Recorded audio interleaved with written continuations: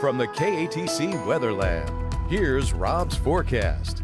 Welcome back. Well, the most dynamic and potent storm system we're going to see all winter long, at least to date, on the way for tomorrow. Severe weather risk, high winds, certainty out ahead of this system, and there's going to be some heavy rainfall as well. So let's take this graphic full, and we'll talk a little bit more about that in just a bit. Let's, though, go to a drone shot, though. Beauty out there today, mostly sunny skies. An area of cloud to be found, but we spotted a few this afternoon. But just a gorgeous day. Upper 30s to start, 60 this afternoon. But it's going to be a different story tomorrow as we take a look at that graphic once again. The severe weather threats and damaging winds is going to be the most likely threat. But even before the storms arrive, we're going to see winds gusting 40 to 45, maybe up to 50. And then in some of the storms, if they're intense or severe, 60 to 70 better. Think for sure we're going to have a tornado watch tomorrow as we head into the afternoon and evening hours, and rainfall. Several inches of rain, but things are going to be moving along. But anybody could catch 3 or 4 inches with this storm system in probably less than 2 hours. Storm prime time is going to be later tomorrow afternoon and most likely into the evening hours, as this storm system out in Arizona looks like a bowling ball coming down the lane. It's going to set up a favorable jet stream dynamics and atmospheric dynamics that are going to lend themselves to the threat of severe weather. Right now, though, producing snow across New Mexico and Arizona, but look at all the weather watches. Winter storm warnings and winter storm watches all the way up through the Great Lakes on the northern fringe with this system. So behind it, there's going to be a winter chill in the air, and we'll get to that as well.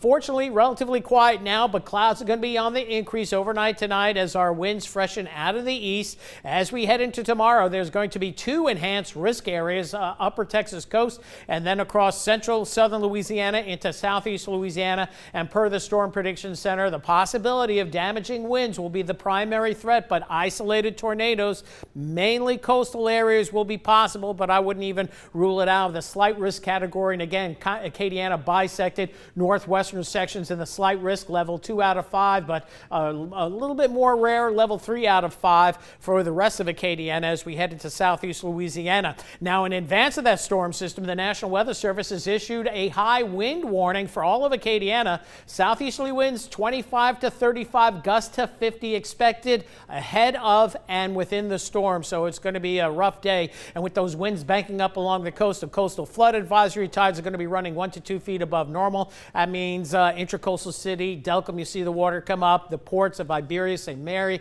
and Sippermore Point, we could have some minor inundations down there as well. So overnight tonight, relatively quiet night. Clouds, though, on the increase. Then as we head into tomorrow, scattered sporadic showers, but the main action back to the west of us, but that comes roaring in as we go into 6 to 7 o'clock tomorrow evening with, again, some supercell thunderstorms possibly producing wind damage in excess of 70 and perhaps a few isolated tornadoes. So we'll be watching that very closely. By 10 o'clock tomorrow night, things will begin to quiet down for most of us and the storms exit Acadiana, save for some lingering showers as we head toward midnight tomorrow night. Now, looking at the tornado spin potential based on the HRRR model, notice along and south of I-10, we could see a few spin-ups, but once again, the marine layer is always a saving layer for severe weather around here. But this storm system is dynamic enough. We're going to have a low-level jet in the 75, 80 mile per hour range, so the dynamics of the storm system may overcome that marine layer, and you can see the main spin potential for possible tornadoes staying along and south of the I-10 corridor. But anywhere in Acadiana, we could see damaging winds, and rainfall-wise, I'm thinking 1 to 3 for most, isolated 3 to 5. So I would probably double all the rain estimates that we see here. The graph model's too weighted toward the northern portions of Acadiana, so we'll dispense with looking at that. So here are the wind gusts. As we look at the HRRR model, the winds pick up right around mid-morning, and then they start to get real gusty into the afternoon.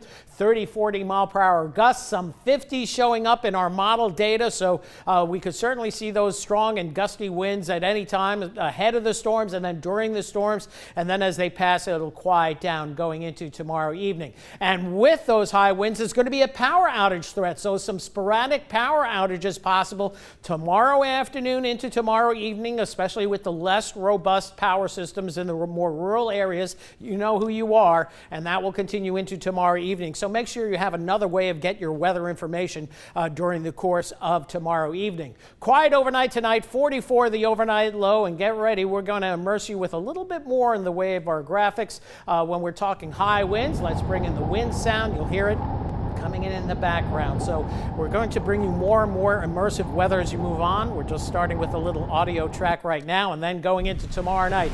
It's going to be a stormy night for sure. Some severe storms, damaging winds will be likely. Gusts in the 40 to 45 mile an hour range likely, and much higher gusts as well down the road. Eventually cooling off as we head through the overnight hours and clearing out. It'll quiet down after midnight tomorrow night. As we look at your 10-day forecast, again tomorrow the weather alert day, a winter chill in the air to follow. Temperatures could threaten the freezing mark come Friday morning for some, and then milder this weekend with the next chance of rain coming in Sunday, but not a severe weather event. That's it for weather for now. We're going to have more coming up right after the break.